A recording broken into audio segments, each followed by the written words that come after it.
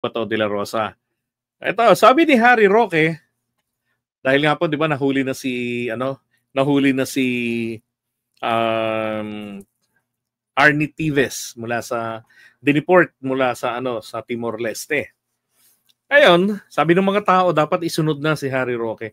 Aba naman, naimbiyer na si Akla.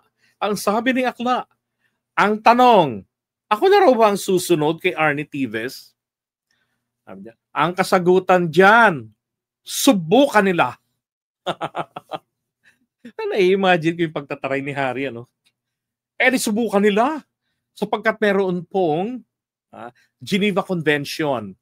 Na kung saan nga po, yes indeed, there is a such Geneva Convention protecting people seeking for asylum, even though their application has not yet been approved by the authority. So still they're protected. Okay? Kaya yan na lamang po talagang isang makakapitan ngayon ni Harry Roque para hindi po ma-deport at maipabalik dito sa Pilipinas.